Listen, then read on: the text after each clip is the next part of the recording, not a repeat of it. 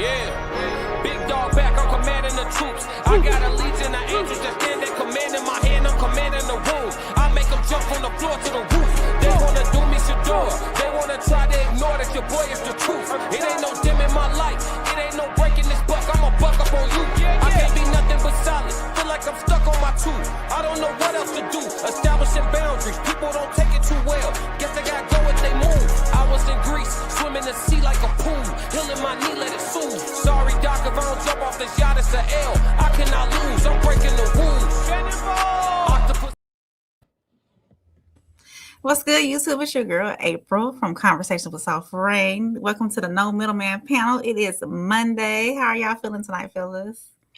Amazing. How was your weekend? It was good. It was It good. was good. It was good. So, we have Souls from Souls over here on my left, and we got Mr. Unplug from Uncle Plug TV down here at the bottom. We are a third of the Raw Society, and we are on, I don't know what channels we are on. Are we on the Raw Society tonight and Souls of Thought? And Uncle Plug TV. Make sure y'all follow, make sure y'all like, subscribe, all that good stuff. And we got some interesting topics tonight. So would you want to introduce the topics, or do we have an icebreaker? Yeah, we do have an icebreaker. All right, what we got going on tonight? I'm gonna tell y'all, it's very unique, man. It's not too often where Plug and Tez had an amazing show today. Like, thank you, sir. Yeah, it was great. Gotta give y'all roses. That was an amazing show. Our icebreaker actually gonna like kind of go with a little bit of what y'all were talking about. And it's crazy because I put this show together Sunday night, and tonight myself, Plug, Tez, and Classic are all hitting on the same topics almost, or at least have the same characters. That's so crazy. Like, you can't make this up. This show, if anybody paid attention, this show has been presented since last night on YouTube. So I already had the show squared away. It was, yeah. I saw it last night. Yeah. And it's crazy because everything we're going to hit on today was hit on between the other shows. It's so crazy. So crazy. That's crazy. Tez called it synergy earlier. He called it synergy. So we're going to actually start off here with Benny Siegel, man. Benny Siegel was on $1 Million Worth of Game, and he talked about one of his biggest mistakes when he started doing business and when he was an artist. So we're going to hear what he got to say, and it's going to kind of tie into what Plug and Tez kind of hit on earlier today. So here we go. Because some of these artists need to hear it because they, the money come, don't nobody want to listen. They got it all figured out. The main, like, looking back. Yeah, what's the main things you did that's fucked up, like that fucks your whole career up? Learn what I'm doing. A lot of, they just doing it. Everybody rap, learn the business. If I'm going to be a rapper, I supposed to know every way I supposed to get paid, what I supposed to do. You supposed to know all those things. Yeah. I would have learned what you're doing and then figure it out. Because if you don't, you just got an expensive hobby. That's all that shit costs. All that shit costs. That's a vicious expensive. I ain't never hear that one. Expensive. That's a hell of an expensive hobby. You got an expensive hobby. Because you got to pay for everything. Studio time, marketing, promotion. If you playing and you ain't serious, you got an expensive hobby, nigga. Stop playing. Stop lying to yourself. Damn, that's crazy. Yeah. I like that. Being on Instagram is an expensive hobby because you got to fake it so much. Expensive hobby. You got to fucking fake it. Because everybody frauding on there. Yeah, you got to fake it. That shit like the army. You could be all you could be. Yeah, that joint different. So like that. It's it's definitely expensive, but like I think we live in the world now. We can't just skip past that, nigga. Instagram is like the army, nigga. You could be all you can be. Be all that you can be right here on the gram. Because you gotta look at it. Because some of these artists need. So I thought it was very interesting because Plug and Tez talked about financial literacy today. And I feel Benny Siegel just talked about financial literacy just in a different fashion and in a different form, about like understanding what you're getting yourself into. Don't just be the act, but actually know what's going on behind the scenes. So what is y'all thoughts? Benny Siegel said one of his biggest mistakes early on in the game was not learning the business and just being the business. if you're gonna be an entrepreneur, that means you're paying yourself, or you don't have somebody paying you. You've got to know the ins and outs of how you're gonna be getting paid. So it's if you don't know the ins and outs of how you're getting paid, i.e., if you're an artist and you need to have people on your team who's gonna manage your stuff efficiently. And you need to know, even if you don't know how to manage it, you need to know what's really going on, regardless of you getting up on a stage performing every day or whatever. You still need to be involved in your books. And even if you do have a trusting factor, where whoever is managing your finances, like an accountant, you need to lay eyes on your money. That's your money that you're bringing in, and you need to know where it's going to, or what's coming in and what's going out as well. Even if I was an artist and I didn't want, even if I didn't want to have like my money or my hands directly on my money, and I wanted somebody managing my money, I still want to set eyes on my money and really know the ins and outs of what's going on behind the scenes. And I think that's how a lot of celebs and people who are entrepreneurs Mm, She glitching. yeah. Let's see if she make it back from the Matrix. You back? You back, Ray? do pay themselves.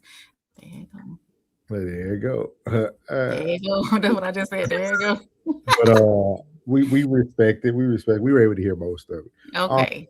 But Plug was who I thought about when I heard this. And the reason why I thought about Plug is because Plug is in one of the last professions that really understood what their worth was. Because I remember as a kid when you can get a haircut for $6. And I remember about the time I got to high school, it was a hot 15 to 20. And that's still like 2005, 2003, 2004. And then when I got to New Mexico in around like 2009 through 2010, haircuts was probably still just touching about $20. Literally, like, and I'll never forget the first guy. It was a white dude too, man. I seen him on YouTube, and he was talking about how barbers need to understand their worth in the business that they're in, about what they were actually doing for people, like how they were actually like changing the person that was sitting in their chair. And I always thought about it. I thought about like, man, barbers had to wait so long to learn this, but the women let them down because women never taught barbers their worth. Because beauticians have always overcharged. Women has always overcharged. Like, as you know, it costs about $100 to get weave done, like braids, like all that stuff. I remember that. Way more than that now. Yeah, but when Benny Siegel said what he said, his career, his profession was the first profession I thought of. I was like, man, like that's literally what barbers were. They were people who had a talent, who provided a service, but nobody really respected their service. Yeah, they respected it, you know what I'm saying, but it just wasn't a priority until more, more blacks were stepping into, professional roles. A lot of the situation, like even white guys as well, and Spanish guys as well, they worked outside. And now people are going out more, they're doing more things, they're making more money, so they're able to actually have a normal life, work and save. So now everybody's looking to get cleaned up, look presentable, you know what I mean? So it kind of like the owner of the shop, D Bless always says, know your worth, right? We raise our number. Like over the years, I've been raising like in increment fashions, you know what I'm saying? A 5 here, a 5 there. And it was just raising up to where the number that I am now, and but now people starting to realize the importance of, being presentable at all times and, taking that time to pamper yourself. Like no one's going out and, going out and getting facials. So they come into the barbershop to get their beard done, get their hair cut, you know what I'm saying, eyebrows trimmed up, you know, so they look nice. You know what I mean? So yeah. So this is a very, very lucrative business if you take it seriously. If you treat it like a hustle, it'll be a hustle. If you treat it like a business, it'll be a business. So yeah, definitely. Yeah, but that was the first thing I thought about when he was talking about like the mistakes, and I was like, man, I think that's what barbers did for years, like years. Mm-hmm.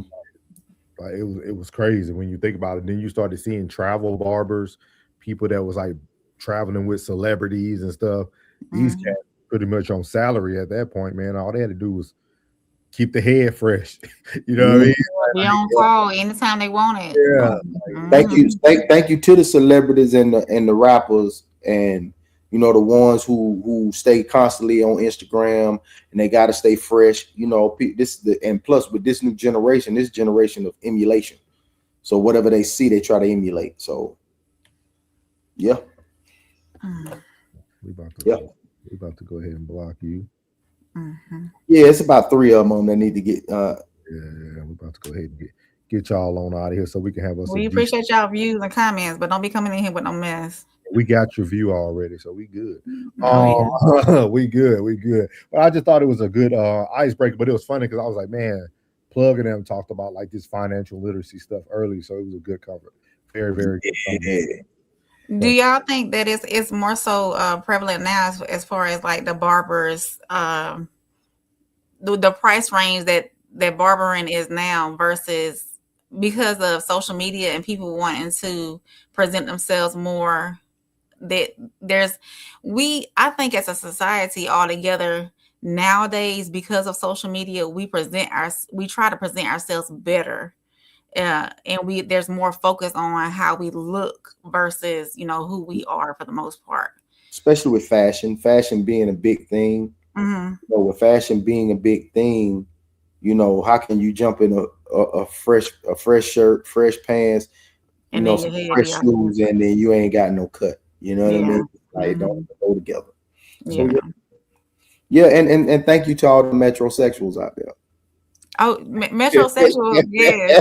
Come every week, huh? You know what I'm saying? You know, it's all good. You can put that clear coat on your nails, man. Hey, do you, bro? Straight up. Are we gonna get to the few comments we have right quick before we move on? Go ahead and do your thing. So, Classic, are you gonna click them? You're not able to click them? I can't click them. Give me 1 second. Welcome in, Classic.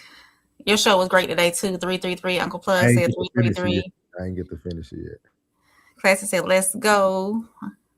Uncle Plug said, run up them lights. And that's another one. My bad. Yeah, we don't know. I don't even know what a demographic is. Uncle Plug said, act like you know Raw Society Coalition. Classic said, real talk. Classic said 100 in Target. And yes, I was glitching. You're glitching. What's up, Gin and Juice? What's up, Gin and Juice? Classic said, I'm going to stay grizzly at these new prices. Hey, Tez, 333. Welcome on in, Tez. Your show was good too, Tez. Yeah, but it's crazy, Classic, that they'll spend the same price on a bottle, though. That's going to be gone. That's going to be gone that night, bro. But you know what I'm saying? You're looking at the numbers and that cut gonna last you at least a week and a day or two. I think it just took we got another one. Yeah, it just took so long for barbers to do it. I think it caught people off guard. Yeah. Oh, okay. Like because I'm telling you, man, like you gotta think about it. Like I went from being a kid all the way up to 18, dog, and the price didn't go no higher than $13. Yeah, you know what I mean. But you think about, you know, I look at everything in a total, man, totality.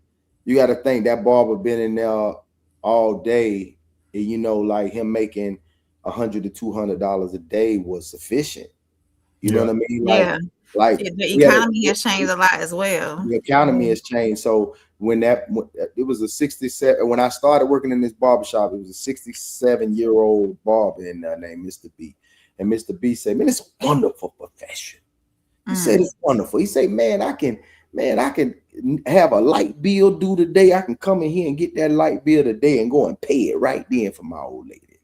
You know, Mr. B, he used to share like all the simple things that he used to say was like very, you know what I'm saying, very essential to me, that I used to just peep game from how just a simple way of life, the simple things that made me help me appreciate this barber game. But you know what was crazy, Plug? Like, not even thinking about like the cost of living, all like we looked up to our barber. Like Anwar at Next Level, he always had the flies ride, and nigga always came in fresh. Like, but you think about it, like he wasn't charging nothing, but like, you know what I mean? But so you think about it in your head, like, dog, but you touch so many hands and so many avenues to where you actually, if you think about it, man, back in the day, say a barber back in the day probably was making like a week. Let's just say he was making $800 a week. Yeah. It wasn't too many people that was making $800 a week back in, you know what I'm saying, the late 80s and not early to mid 90s. They weren't making $800 a week. You know what I mean? Like that was, I mean, if he was making 1,000, like he was like a premier barber, he was making over 1,000 a week. You know what I mean? Like then, yeah, like you talking about 65 to 70K, 75K a year. Yeah. You know what I mean? Like, yeah. Cause you gotta think about it. If he was making 4,000 a month, it's 12 months a year. He was only bringing home 48,000. But times have changed. That 48,000 now is now 80. You know what I'm saying? Is almost 90,000. Yeah, you know what I mean? Because just the economy. So just putting that $20 haircut out there, and then a $25 shave and haircut. You know what I'm saying? Like he was making some money. I don't want to count nobody's pockets. What did Clippers go up as y'all were making your prices? Okay, because I was wondering. Bro, Clippers then went up about 300%. That's what I was thinking. The most expensive clipper when I started cutting, the most expensive clipper was no. It was the Andy's Masters, and it was 90. It always had been $99. Yep, I had a $99, all silver one, no color, all silver. You know what I mean? One of the best clippers ever made. Yeah, and you know that was the most expensive clipper. All the other clippers you can get up for $50, $60. Trimmers you could get them for $75, $65, $60 to $75. Now trimmers are $200 and maybe $30. Clippers are almost $300, bro. $240, $250. Like for real. So y'all's expensive. You don't think about the rate. You know, like you don't think about the alcohol. You don't think about the cool care. You don't think of the oil, everything you need to maintenance, clean, sanitize, everything. It's crazy, man. It's expensive. That is crazy. Plus your boots run up every month too. You pay about a month or a week. About a week. Classic said, I'm not knocking y'all grind. I'm just gonna invest in some clippers. I pay for a barber maybe twice a year. My hair grows fast as heck. Ted said he closed the shop because of this. Rispy said, baby oil. By Rispy, we appreciate your view. Gun Show said, what's up? He said corded clippers are the best. Hey, you ain't never lied, man. That ACDC, man, you already know. Yeah. You know, they just get in the way though. You know what I'm saying? Hey, my G, I remember putting them wraps around the cord so you know which one was which, man. They get tangled but the best. All right. Yeah, they are the best. That corded masters, it'll go unraveled. That corded Wall Senior, it'll go unmastered. Yeah. Ted said it got you already read it? No. Ted said it got ridiculous trying to keep up with the essentials in the shop because of inflation. Yeah, I bet. He said Andy's Masters cost $250 now. Yeah. I end up getting the wall. Is it the balding one? It was like something. It was like one something. Oh yeah. Gun Show. I forgot to tell you, welcome in, Gun Show. I hadn't seen you before, so welcome to the No Middleman panel. Welcome, my G. Welcome, my Yeah, G. he said right. He's over on the vertical, so we appreciate your view. Make sure you like, make sure you share, all that good stuff. You a barber, Gun Show?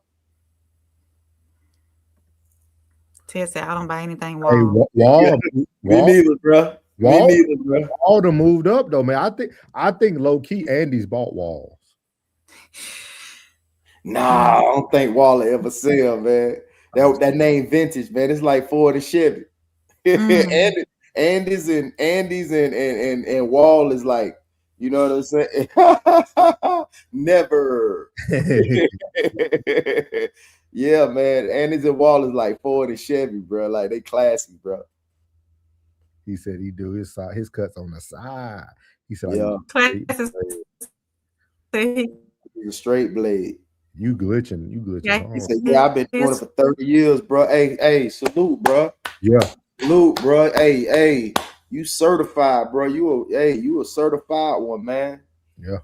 Definitely. Yeah, man. Yeah, man. I salute you, brother. Your fellow barber brother, man. I salute you, brother. Yes, sir. He said, all right.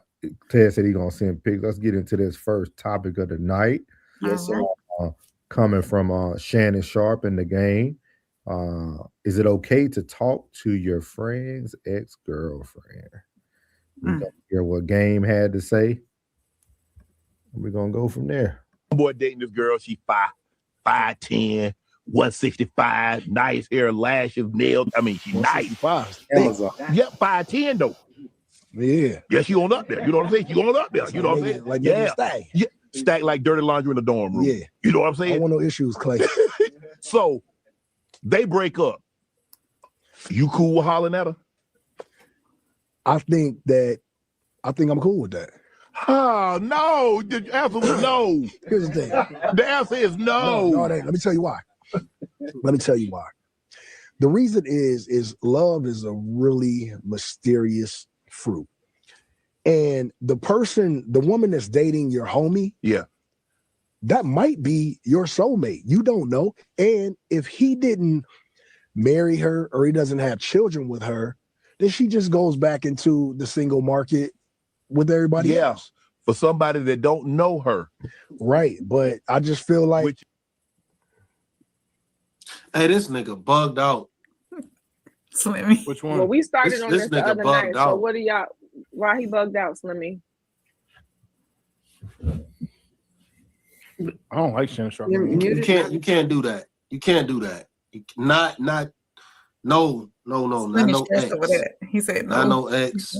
Don't do that, man. That's bad taste. That's bad taste, man. I mean, he don't got no morals. He had a baby with somebody that his first baby mama used to change diapers. He has no morals. What did you say? So one of his baby mamas was friends with his new baby mama. What's her name? Evelyn's daughter. How do you know this? Yeah. She's friends with Evelyn, the baby mama's mother. No, his baby mama. One of Game's. No, what I'm saying is the game's baby, the first baby mama, she's cool with Evelyn, and Evelyn's daughter is the game's other baby mama. Correct. Whoa. Mm-hmm. He just do anything. Whoa. That's kind of bugged out too. Yeah, that's why I say he don't have any morals. So he doesn't have morals. Not good ones. Oh, who you say was so do you have morals if you go after your homie's woman? You can't be doing shit like that, man. Yes. That's just especially if is it ever okay? Yeah, if you fucked her over. Why are you fucking over good chicks? Fuck you. What? So he really Wait. Stop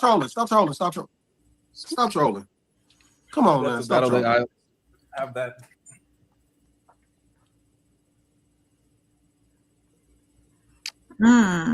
There you have So it.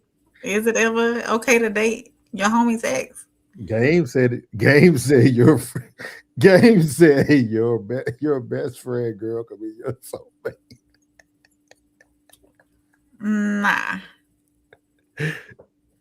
Hey, look, this might be why Classic and them think the way. Yeah, bro. Yeah, I respect it. I totally respect it because why? I just the only reason he's okayed it because he's done it. I'm gonna tell you, bro, that is absolutely, and I mean positively, off limits. I don't care, bro. If you my dog, I'll never talk to nobody you ever talk to. How I look, all right, that mean we in the same circle, bro. Yeah. And we gonna walk in, you in 2016 walk in with this bro. Everybody know that this your girl. Everybody's gonna associate. Everyone is going to associate this woman with you. Why am I gonna walk in with her? They're gonna be looking at you like, huh? Who's gonna be okay with that? No one. Bruh, no one is gonna be okay with that. Anybody who is okay with that, I'm sorry, bro. You ain't my kind, bro. I'm sorry, you ain't my kind, bro. I just there's nothing for us to discuss, bro. Like all day. You know what I mean? All day, bro. We ain't the same kind, bro. You just ain't my kind. You know what I'm saying? We ain't the same kind, bro. That's weird, bro. You know what I'm saying? That don't make any sense, bro. We got some people in the chat that feel differently. All right. J Party. Got it. What's up, bro? Man, he back, man. Welcome back, man. Welcome back. I ain't seen you in a minute. He said game is right technically, but it definitely violates the bro code to do something like that. Definitely, bro. So it's like two things can be true.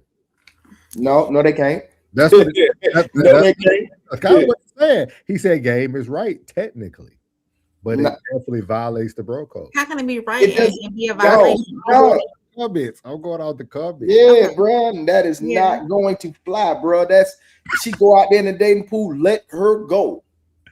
Let her go all the way from here. 9 times out of 10, if they broke up, it didn't work out. He doesn't want to see her anymore. Right, because he definitely don't want to see his main. He don't want to see his main man with a broad that he don't probably want to see ever again. You know how awkward that is to run into somebody you used to date at the grocery store. You know, hey, how you doing? Is it a hug? Is it a handshake? Like what is? And now you walking in with my partner? Nah, dog, you have no friends, bro. You just let me know that you have no friends. You have a bunch of associates and burnt bridges around you, bro. That tells you too, though. Like it kind of defines why the celebrity world is the way it is. How everybody hates the same person. Yeah, like it makes sense in their world, and that's why they'll never come together. Because I feel like if you with my bro, you was eyeing her the whole time I was with her, bro. Like that's weird, bro.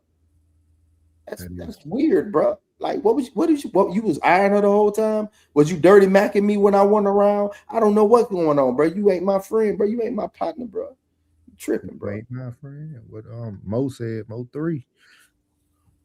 Go ahead. Ted said, like I said earlier, game is the dude who enjoys messing with other people's chicks or telling them that he did. Everybody, that's what Slimmy was saying, right? Too. Somebody was saying that. Classy said this conversation is weird. Absolutely. Gun said, "Hex no." Hey. Classy said, "Then y'all wonder why I'm gonna keep mine in the house." Hey, bro, you heard what we said, bro. We ain't on that type of time, cause I ain't on that type of time. But when I heard it, bro, I said, "Dang, hey, it set us back another 2 years." Classic tears, boy. Set us back another 2 years with tears and class, and dog, probably another decade, dog. That's crazy. Look at them facts. Classic said, "Game was right as it." Wait. Game was right as hell. Wait, Classic. Hold up now. Wait, hold on. What is you on, bro? He might be trolling. You know who your homies I told you. Nah, I can hear him right now. Hey, me, I don't know the game, bro. That's crazy. He said, "No, man, it's nature." Yeah. Oh, I wish I could call in. Nah. Michael Bailey. I'm with you, bro. I'm with you, Mike. Yeah. Shout out to Mike, man. Shout out, man. Welcome in, Michael. If this is your first time, make sure you like and all that good stuff. Gun show it says it makes you think something was going on while they was together. Straight up. Classic said familiarity breeds Familiarity. attraction. A 3 will look Familiarity. like a 5 after working with her 40 hours a week. I would say it's a southern thing, April, but plug from the south too. But me Yeah. and we have We the ain't on that type of time, bro. we have the hardest time pronouncing this one. You know what I'm saying? I'm pulling up with the X, you know what I'm saying? You know, to the birthday party, you know what I'm saying? And like, Classic said, hey, "No, Nisi, sir." how you doing? Like, hey, you know her, don't you? Yeah, y'all, you remember her? That's crazy as hell, bro. Everybody be like, man, you better get the hell away from Buddy, right? Let me ask y'all this though. Because we all come from different avenues, right? True. Let's say somebody moved to your town. Y'all become homeboys, and then he introduced you to his girl, and it's your ex. Ooh. Hey, I had some weird shit happen like that before, bro. I ain't gonna even. How do I was in Korea. How you play that out though? Like we don't know each other. We became homeboys, and then I was like, "Hey, bro, I'm gonna bring my old lady through, man." You like, all right, cool. You got your old lady. I got my old lady. Then we pull up, and you like, yeah. I'm gonna keep my mouth shut. Hey, if Shawty don't say nothing, I ain't saying nothing.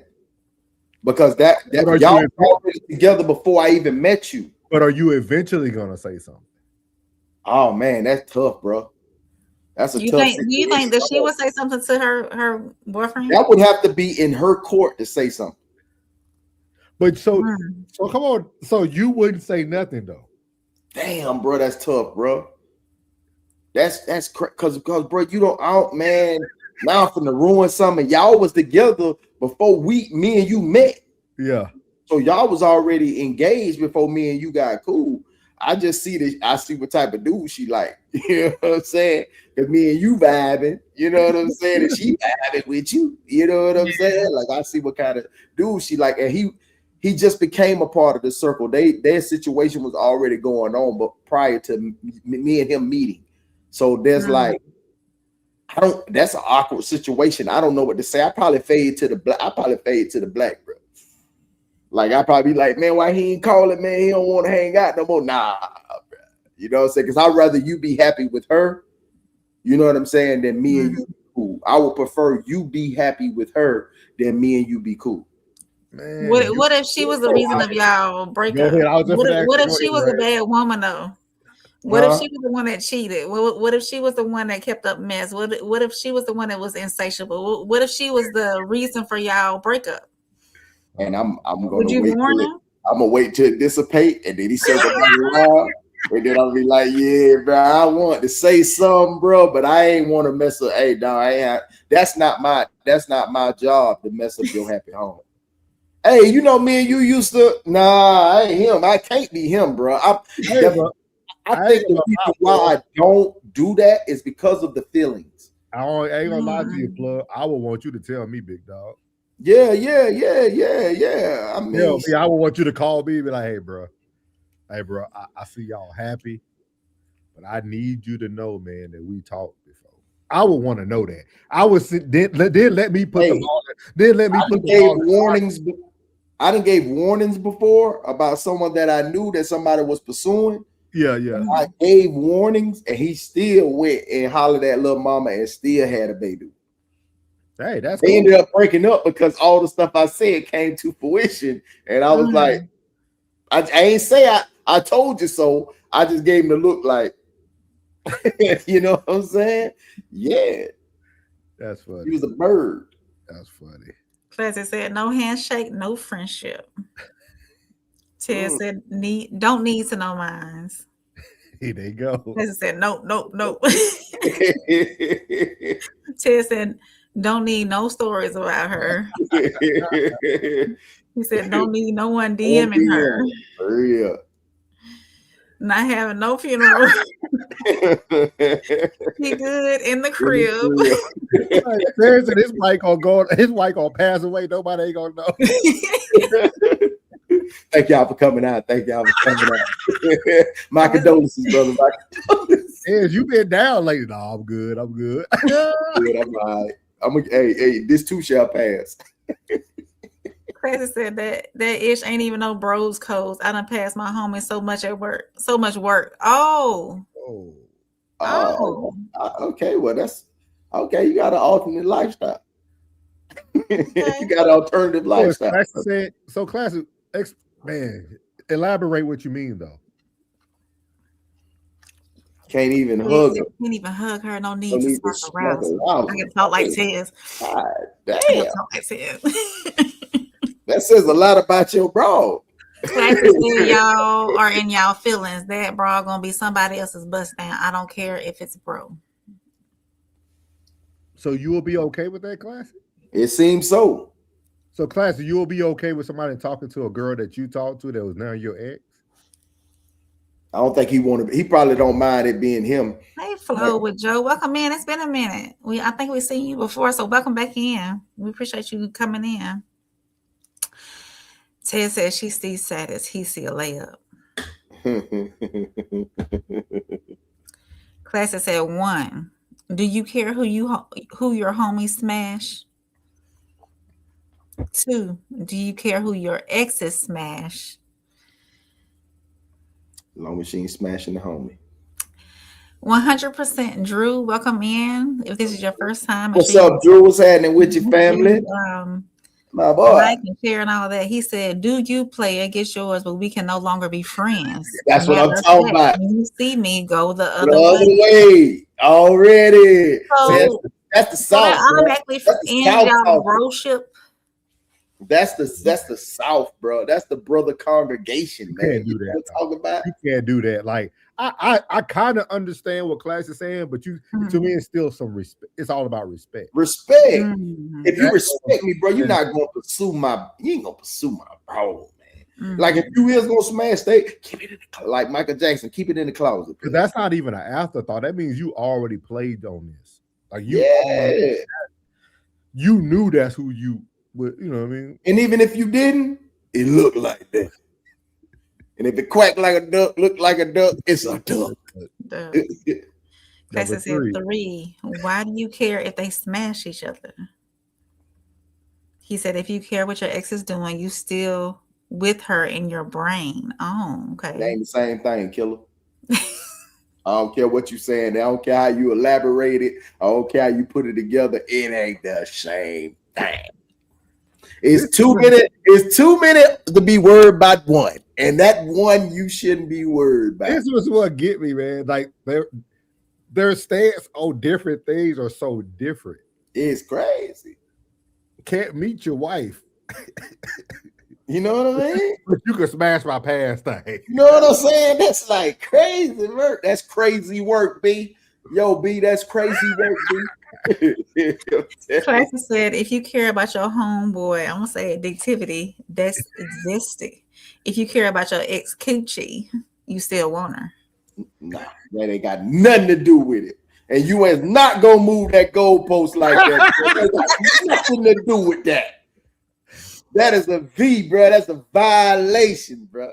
Classy said, my brother can marry my ex and I'll be the best man. Whoa. And you ain't got no business dating a bust down. 2 different things. You is not moving that goalpost. I'm not gonna allow you to do it. What he just said? He said his brother could marry his ex and he'll be the best man. Ew. Ew. My boy. He said he shouldn't have introduced him. Dang, it's crazy. Super crazy, man. Ted said, I'm not hanging out with anyone's girl. Ted said, always good. I don't care for my exes in that way.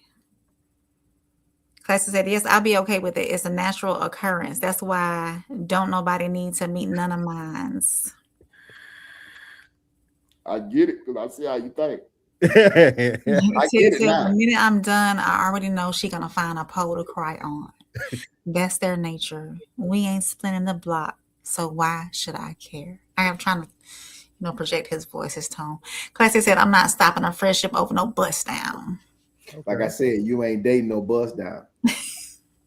Ted said, I got homies who married my exes. My policy come from the human experience. Wow.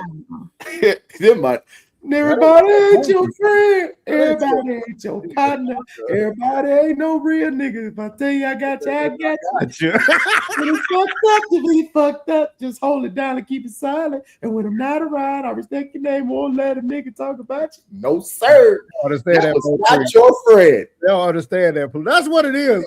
That was another nigga. I'm catching it now, though. The South is totally different.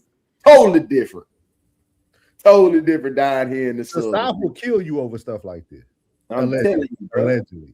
Because I was like, it looks, it appears as if you was plotting the entire time. Mm-hmm. And if you got her, not you probably was trying to shoot while I wasn't even around. But I mean, you're disrespecting me in a way. You can't explain it any other way. Mm. The South, we different. Yeah. I get it now, y'all. I can't be upset at your classic and Ted. I get it, man. I'll never meet him. I understand, man. I get it. I get it, bro. I get it. That's different right there. Chris said, man, what are y'all talking about? If I pull up with some fine ish, you dudes think that I think y'all can't tell that she fine because she's with me. Come on, man. Hey, it ain't that. It ain't that. Okay, I can, when I initially meet her, right? Let's just say I give her a once over. I look and say, hey, I wouldn't even acknowledge her. I wouldn't even acknowledge her, man. You know better now. You so stupid. You know better now.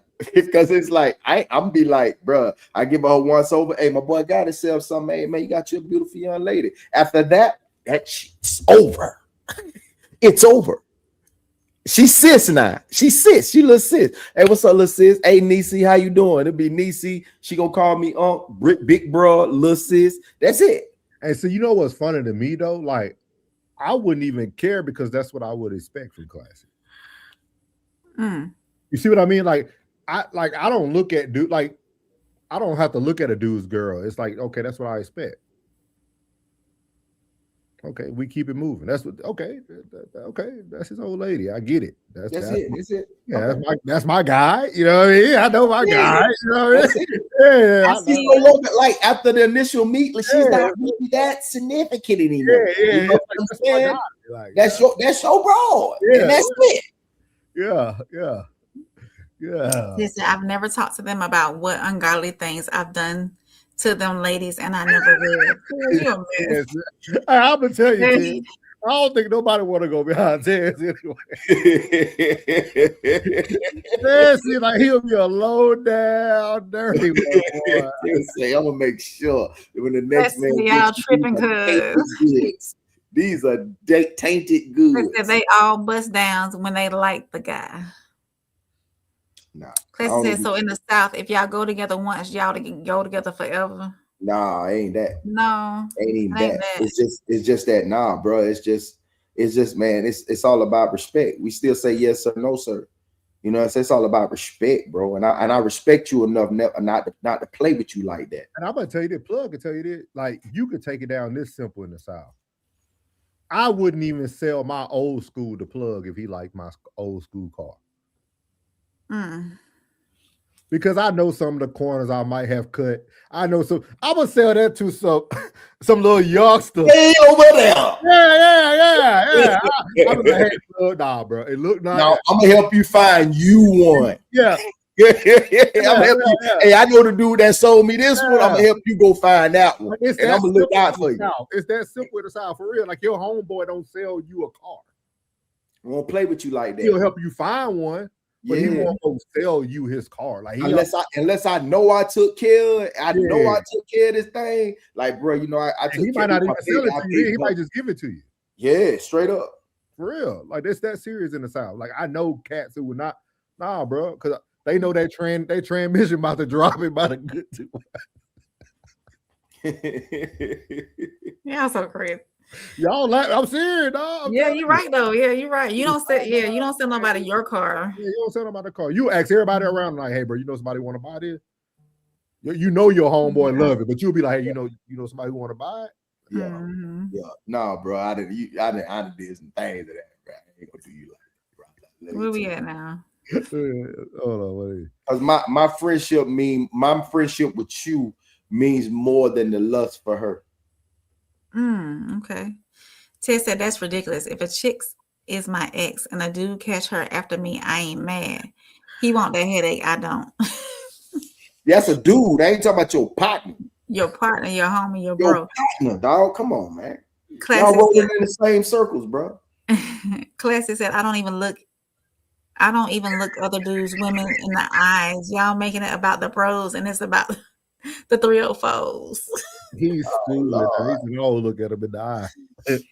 I don't care what she feeling. I don't care if you can't help your sis want you go with, bro. I don't want it. He said you can't help your sis want you though, bro. Yeah. No, I don't care what it. I don't. And now, bro, for you, I'm not doing that, bro.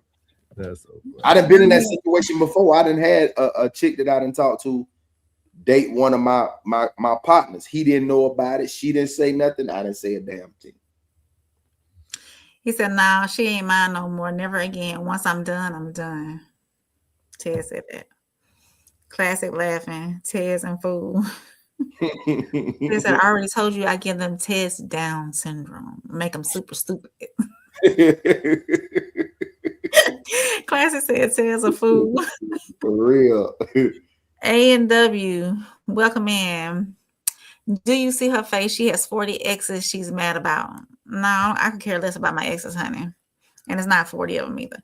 Classic said, how is smashing a single woman disrespectful to anybody? Classic said, explain, please.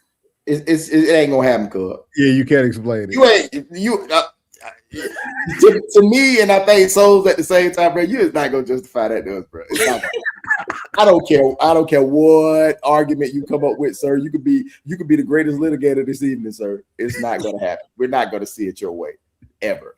It's not gonna happen. It's too much respect for my dog to be with this broad. It's not gonna happen. Not at all. Ted said, I train them for the next man and move on. We don't sit in it or dwell on it. We worried about the next goal. I'm not gonna let you move the goalpost, Tez. Not the same thing. I'm not gonna let you move the goalpost. See, hey, what Juvie said? Niggas don't play no game no more. Niggas will bust your head if you bang his old. Hey, attitude adjustment. We all need. Tez said, Tezzy taught me. Any eggs of Tez. Tezzy taught me. My partner is a dude. Laugh out loud. He's stupid. He said, y'all just glitched. No, you glitched. Got him. You're glitching, sir. We're not going to see it. No, we are not going to see it the same way. No, You're going to say laugh out loud. Question said, you banging my ex affects me none. It doesn't matter. It's not going to happen. You won't be affected because it's not going to happen. Yeah, we better move on. Y'all ain't gonna do this. People are stupid. Hey guys, wow, man. I love the dudes, man. The dudes, wild, man. So this is again, man. Classic had perspective with Banks with 21 Savage. It's crazy that we all aligned on the same topics today, dog. I love that interview, though. I picked a different version of the interview. But we all have watched the same stuff. This is crazy. You can't make it up, man. But bro, I just want to say about this. Like, this is what I've been waiting for. See, because most of these cats been making this music for them when they was younger, for that crowd. But now I say, what happens when you 25, 30?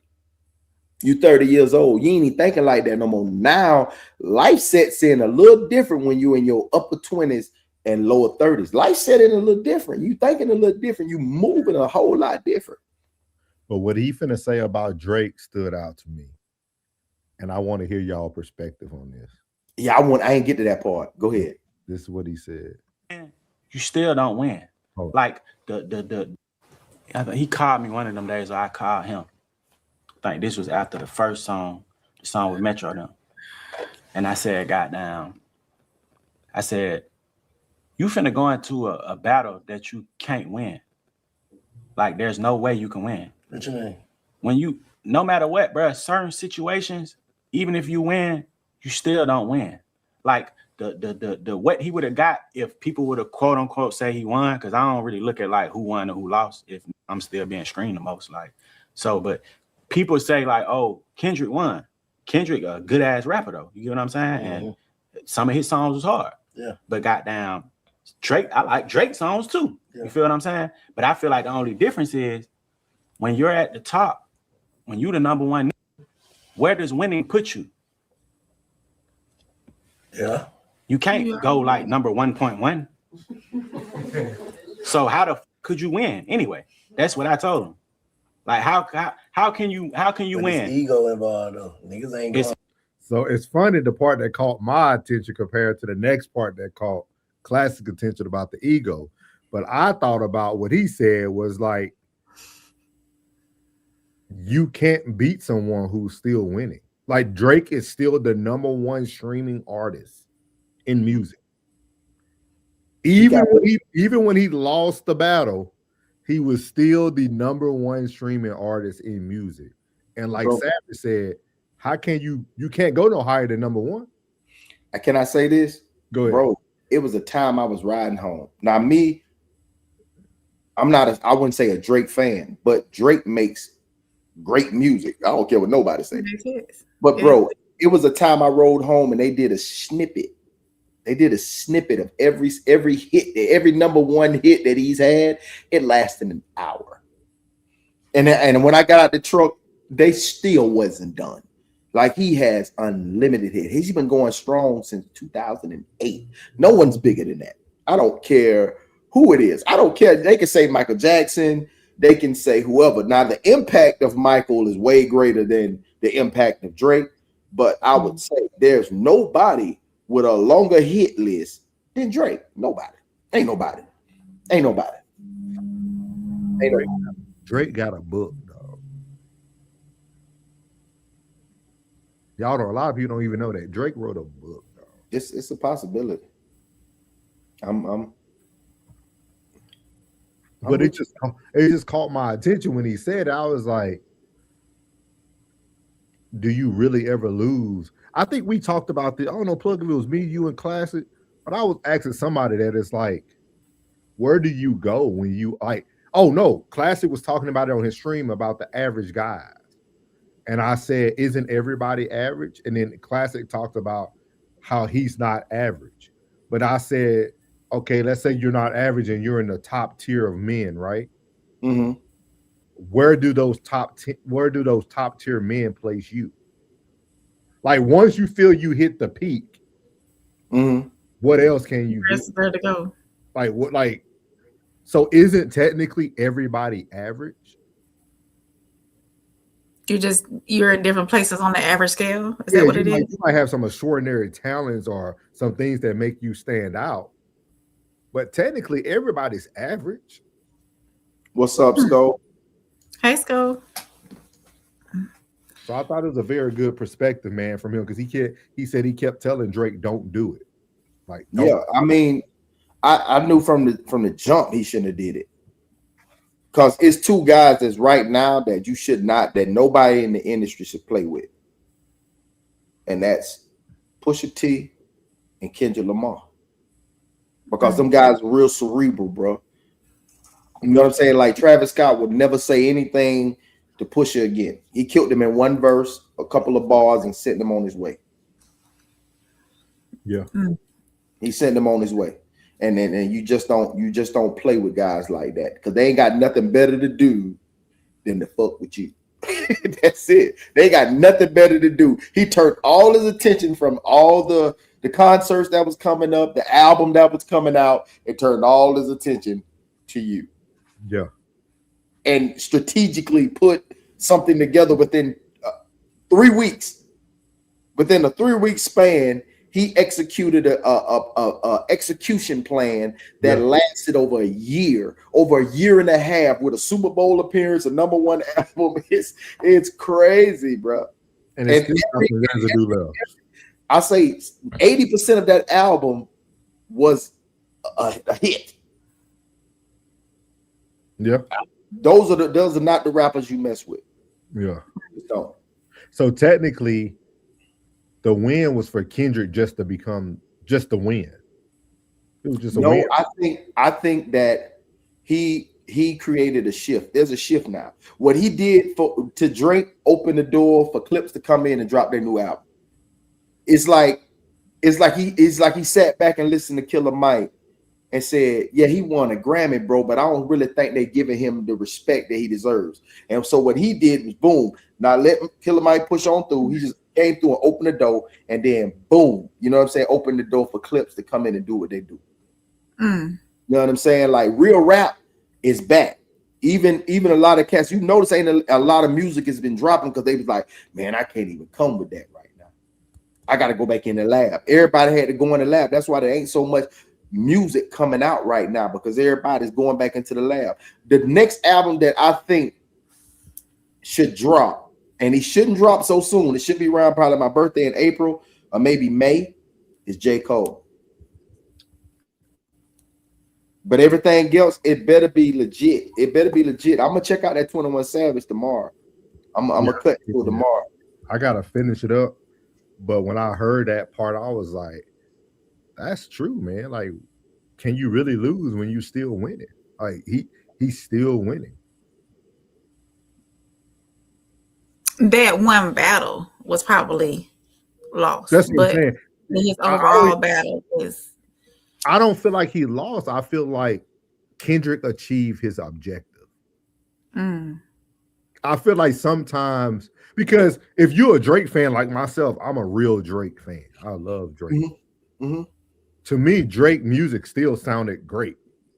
I can also say Kendrick dropped a lot of bars. Like Kendrick.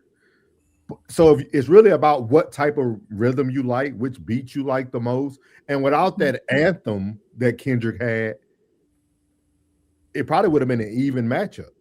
Yeah. But I think that everybody needed. I've been said that he's been oversaturated for a minute. It was time for him to take a break, bro. You know what I mean? It's like it was time for him to, man, take a break, bro. You've been on a run. You've been on a run for 13, 14 years, bro. Like, take a break, bro. It's time to take a break, bro. You know what I'm saying? Like, yeah, you did great, bro. You had a hell of a run. I mean, bro, there's no run greater. You know what I'm saying? You got man of the decade. You got man of the decade, bro. Like, they created awards for you. You know what I'm saying? Like, they created awards for you because you've done something that ain't nobody else done. So can't nobody take that away from you.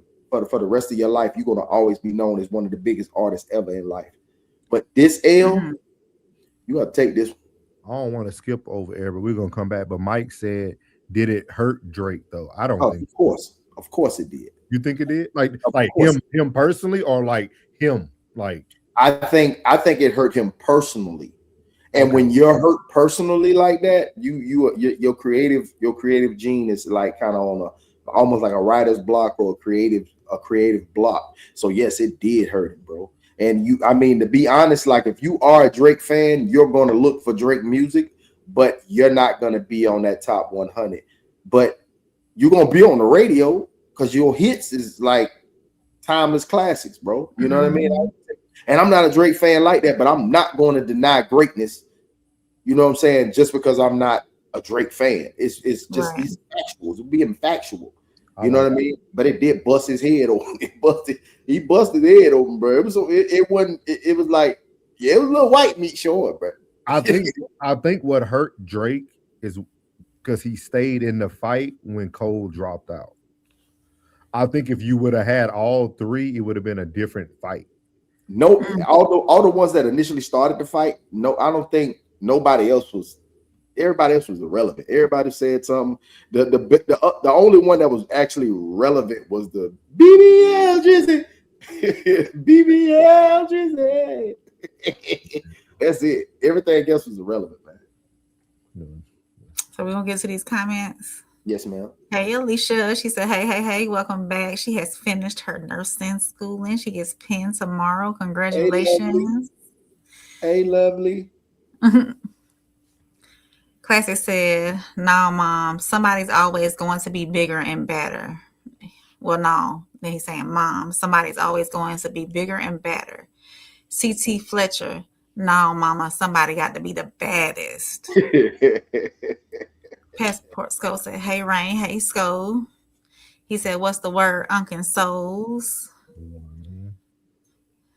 And Soul said, I don't think I'm for you, FOUR. Really starting to put 2 and 2 together. What that mean?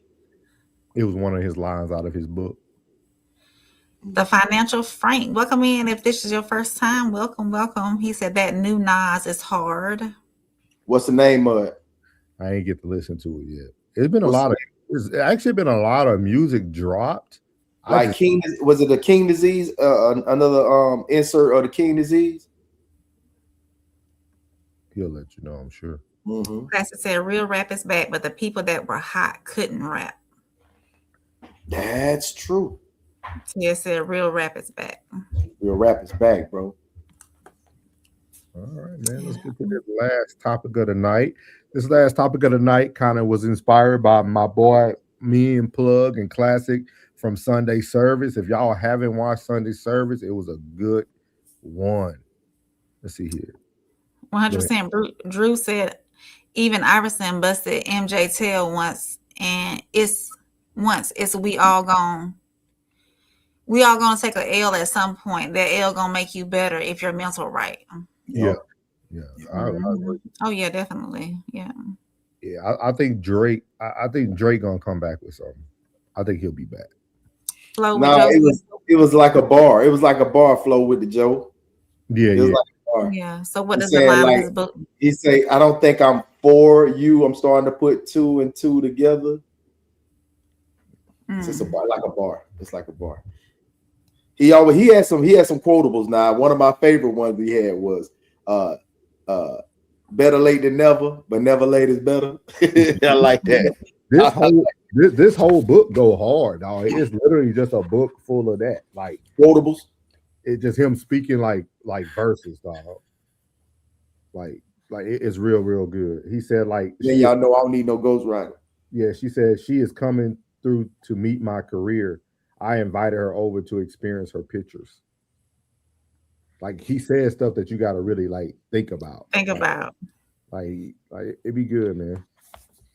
But our last topic of the night, man, is gonna come from the Den of Kings, man. They dropped one with T.I., also Jermaine Dupri, E.T. Bellinger, and then also Jacquees. It's actually a good episode. It's the shortest episode, but it was to me probably the most impactful one, and it was only 53 minutes. But T.I. dropped a little knowledge at the end, stuff that me, Classic, and Plug been talking about on Sunday Service. So we're gonna run this real quick, and this is T.I. take on church. So here we go. When did this drop, bro? About a day ago. I'm gonna watch it. Yeah, and it's funny because I'm telling y'all, we so in line, dog. Because I had this show created, and then Classic sent it to our coalition chat. Yeah, and that's crazy because you got even other big names out here trying to do Sunday service. That's crazy, bro. I'm telling y'all, a church person. You know what I'm saying? I grew up in when it turns into their definitive of who I am. That's what's hard for me. Is that they may not understand or agree with my motives or my execution. Not motives, but my execution of what I do, but it does not mean that my motives are not pure. And I think that that's where I war with. And so, but yeah, it's not always easy, you know. I've never been like a church person. You know what I'm saying? I grew up in a house with a strong, praying, tambourine bumping grandmama. You know what I'm saying? My auntie, strong, very, very strong in prayer. So I know how to pray and I know the word. You know what I'm saying? I know God is real and I've seen the presence in the hand that he's had in my life personally. Don't nobody ain't got to tell me that. I just ain't never felt the connection with church. Why? Man, I don't know. It just ain't. I mean, to be honest with you, I don't think it's real. You know what I'm saying? I think that it's a business just like anything else, and it's a show just like anything else. You know what I mean? Just like you go to Broadway, you see a show. I feel like it's just like somebody standing up and public speaking, just like you get like a TED talk. If and a lot of times they be putting a lot of cap on it. And when I say cap, I'm saying cap in their action. The word is the word, but sometimes they try and twist the word, make the word mean something, you know, that will be personally benefiting to them, and not necessarily what the word mean, you know, as its purpose. And that to me, because if you think about it, and only time you read the word, anybody know the word, and you study the life of Jesus Christ, the only time you really saw Jesus Christ lose his temper was in the church. When he went to the church and seen what was going on in the church, seeing how the church people were handling the word of God and what they were doing to manipulate it, to personally benefit, you know, from the word of God. That's when Jesus got mad, flipping table. Oh, that's when he flipped the table. Yeah, flipping table. You know what I'm saying? And he had Jesus out here like he don't love hip hop. You know what I'm saying? You know what I mean? But that's why. Cause I connect with the word, like the true word, the spirit. I don't need no broker. I don't need no middleman. I don't need nobody to get my word. You know, I done heard a preacher, I've been to church before, and the preacher say, come on, y'all, put it to the collection plate, dig deeper, get your prayers past the ceiling. I say, hold up, wait a minute. Y'all telling me I got to pay this joker. You know what I'm saying? For my God to hear my prayer, man, I'm out of here. You know what I'm saying? No, like, that's unfortunate. Like that. Those moments are unfortunate. I mean, they are, and I'm not, and I don't put that on the entire, because I think for the most part, there are people who are strong, church-going, God-fearing people that go to church with the intention of serving and praising God. However, you know, I think there's some leadership. There's enough leadership. There's enough people in enough positions that understand that there is ways to manipulate this word to personally benefit. Man, thank you for sharing that with us.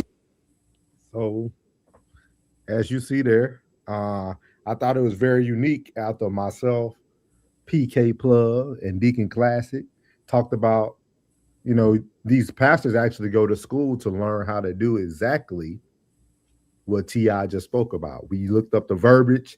It's called exegene and eulogies, and like they teach you how to take the word and kind of spin it to make it feel a certain way for certain audience and certain people. So I just thought it was very unique when hearing T.I. talk about, you know, his thought process on the church. So I seen when that happened to him.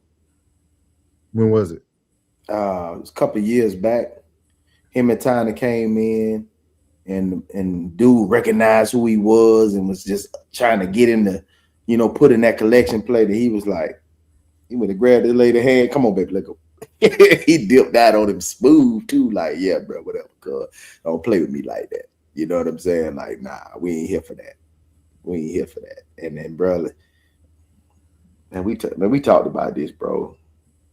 We have. It's to me the bigger mega churches is all for money, all for show. It's all a production.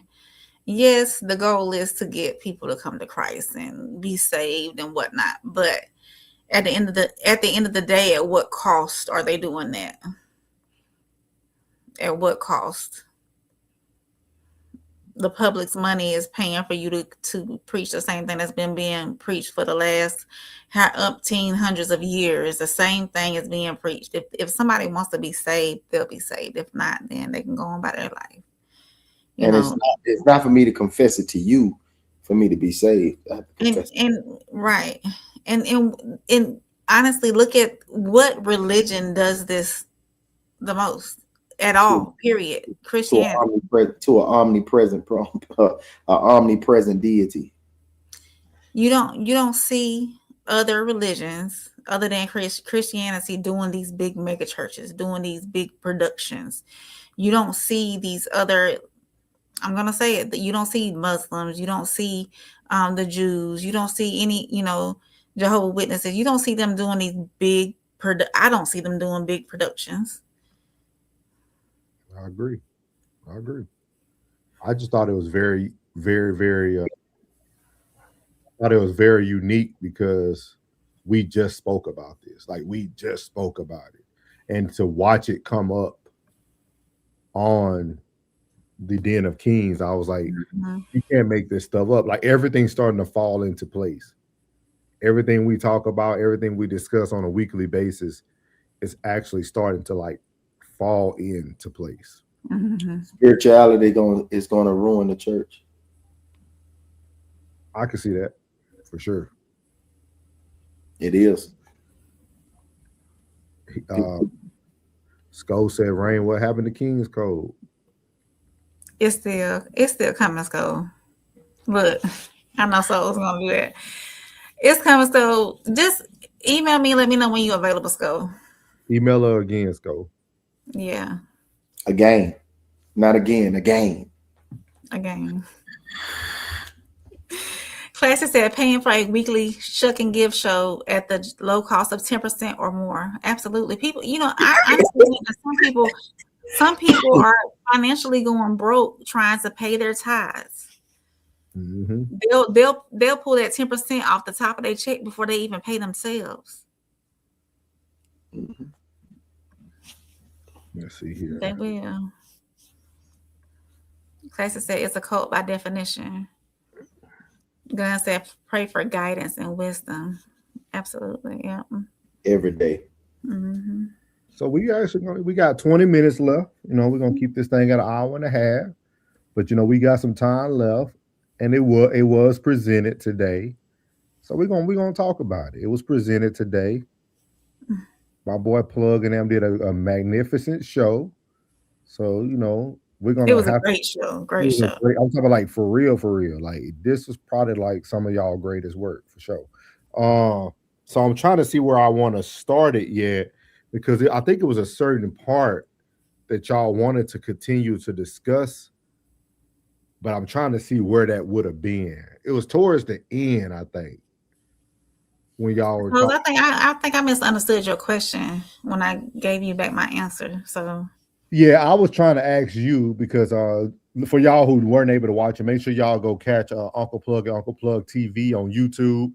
He's actually going to release it too on the Raw Society Coalition, so you'll be able to catch it there as well. But him and Tez did a very, very good show today, and it was actually Love Dorsey speaking about mother's wounds and like mother trauma and like traumas that people go through from their mother and childhood. But then Plug and them talk very in depth about a lot of areas of this topic as well. And I'm trying to see what would be a good spot to start it. I don't know if it'll be the second time you let her play Plug, Love Dorsey. We can go from there. I think it was the second time when you said, "Hey, let's talk. Let's let her finish up." Yeah. Let me see if I can. I want to find it for. Here you go. So it was actually a great topic. So we're going to actually play it, and then we're going to kind of discuss it here, kind of finish up our discussion. Miss V said, "I have smoke for Tez. Tez, yeah. Me, I try to show your live some love. What's good?" Yeah, she actually texted me, and I told him I don't think he had got it. I had told him I don't think he had got it, but I don't think he blocked her though. I don't know what happened. I don't know. But next time we do that, if you want to come up, I'll stream it from mine. If you can't get on his, I'll stream it from mine, so we can so you can come on. Yeah, I doubt it. Tez blocked you. I don't see Tez blocking nobody. No, he want the smoke, so he ain't blocking nobody. He want smoke. He wants you to bring the smoke. So here we go. We're gonna react to this real quick. Hold on.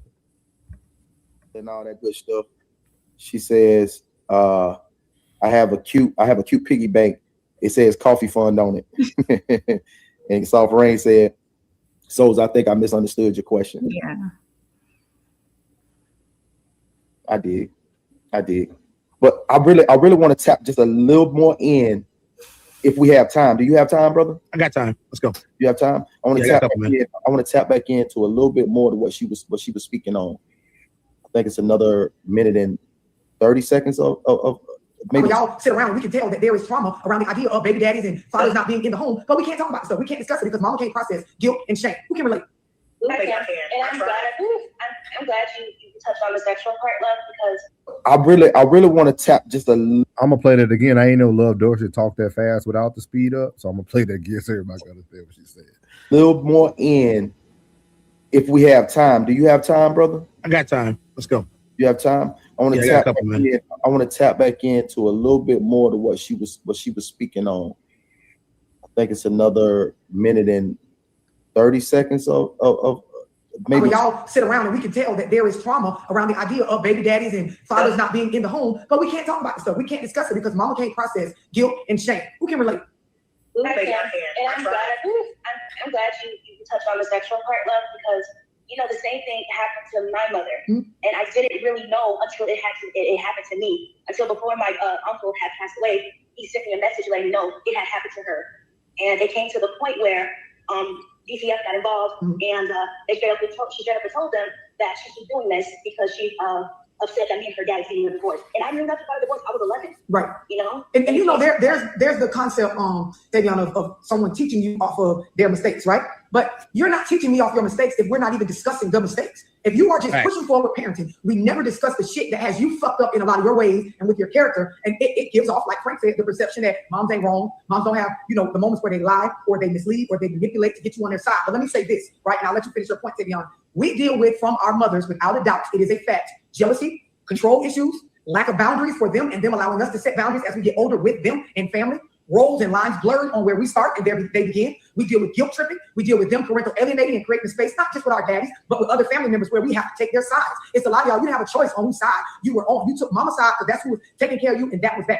And so now that you're grown, you have a warped sense of what loyalty is. You get with men and women because you do stuff for them, or they live in your house, or you might be the person that's running the finances. You believe they automatically are supposed to agree and do what you say and be on your side, even when you dead ass wrong. And this is why a lot of us struggle to build genuine relationships. Understand? So there, Love Dorsey was talking about pretty much mothers using manipulation tactics to a certain extent. I know that's what Plug wanted. They were kind of trying to. I think Plug was trying to get to it, but then it went to a different topic, kind of in the midst of it. But I know Plug started out talking about like that was very heavy, and I think it's very true. So I want to hear. We got Rain up here now, and then if there's anything, Plug, that you wanted to say that you didn't say while you were already on the live. But what are y'all thoughts about that? Again, a great show, dog. Like for real. This ain't just me saying, like, I was like, this right here is a great show. The dialogue was so good. The only thing I wanted to do was slap Ted's phone out of his hand. But other than that, dog, it was a great show. Hey, I want to do a part 2. I really want to do a part 2 because, like, beginning to unwrap, you know, just the trauma that the mother has dealt with by dealing with the mother or dealing with her mother, and no one knew anything. No one was, you know, like it's like you got to go through training for so many different jobs. You know, you got to go to school, you got to go to undergrad, you got to do so much training to do a job, but yet you don't get no training when it comes to raising kids and assessing, helping them assess situations, dealing with, you know, trauma, dealing with stress level when you're in survival mode. So when a person's in survival mode, they can't think about loving you.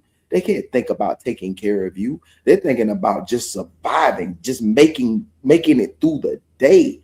Like a person can't even look ahead. Like they can't plan ahead to next week, next month, because they're still in survival mode. It's a constant grind because they can't wrap their mind around anything that they're going through. Because who do you think at fault though, Plug? Like when you think about her question that she talked about, do you feel like, so let's say for instance, like, do you feel like it's the daughter's responsibility as she gets older to try to open up that box with her mother, like that Pandora, like, you know what I mean? Like, hey mom, you know, I'm 35 now, you 60, you know what I mean? Hey mom, I noticed that, you know, our friendship has grown a lot, but I want to ask you some questions about like this, how Plug got to see it. You see me how I talk to my dad and stuff. So I don't understand. Like, I wonder, is it really rare? You're rare. Like me and you, we do the same thing, and we're rare, bro. Yeah. A lot of people allow their respect for their parent to not ask these questions Hmm. of the fear of them not having the answer. Yeah. Because when you did ask that question, you was young, you just do what I tell you to do, and this and that and the third. Yeah. So that lives with you. That lives with you to where your respect level keeps you ignorant to a lot of things. But I also think that a lot of people don't allow themselves to be, groomed by the world outside. Because whatever you're lacking, I can give a testimony to this. Anything I've ever lacked in life, it was given to me by somebody else. If I didn't get it from my daddy, some father figure, some big homie, some OG gave me that of what I was lacking. And I think a lot of women lack that type of communication. They do more of trauma bonding than actually seeking information, because nobody wants to look less than anybody in the circle. And I think that creates a loss. Like whenever you do watch these shows where it's a female panel, everybody's trying to do this one up, instead of meeting here, or actually bringing yourself down here and asking these questions. Say, I ain't know that, girl. You know what I'm saying? Like, they might ask a question about something stupid, like you tampons or pads. You know what I'm saying? Like it's something dumb, but it's never something like, man, look, I'm really trying to figure out how to balance my finances. Can you direct me in the path of, oh yeah, matter of fact, my aunt is a financial advisor, or my uncle's a financial advisor. Let me put you on the phone with him and he'll give you, no one wants to ask those hard-hitting questions. So they stay in the dark because nobody wants to look dumb. But you're not dumb. You're not informed. And you want to be informed. But do you think, and I'm gonna ask you, Rain, because you're a daughter with a mother. That sounds crazy, but you're a daughter with a mother. But also, I think some parents don't know how much their kids love them. And I think that's why they avoid. Like, I think my dad knows. I think we have told our dad how great of a father he has been so much in life, and we show it to him that he doesn't have to worry about the judgment when we ask him a personal question. Okay. Like, does that make sense? Like, I feel like he knows that. Yeah, he knows that our questions aren't coming from judgment. We tell everybody how great of a dad he is. Like, he's never battling who he is as a father. We now want to know you as a man. Yeah. And I feel a lot of women, and I won't talk personally, but I feel like a lot of women, y'all really don't have a love relationship with your mothers. Y'all have like a situationship type. Yeah. No, it's more of a if she need me, I got her. If she got me. And it's like a gift. Whenever I see a mother and a daughter that is close, I already know both That's what I of was them. going to say. It turns after a certain age, and I don't know what the age is. It turns into almost like a friendship. Once they get older into their like up in age, like myself and my mother, it turns into like a friendship, and an almost. I hate to say it like this, but the daughter becomes the mother, because with everything evolving around, the older generation don't want to conform to what's going on new. So it's like it's almost a roles reversed just a tad bit, but you become more friends than the mother-daughter role. I feel you. And that's sad. And it's sad because the mother never took the time to actually try to learn these things. You know what I mean?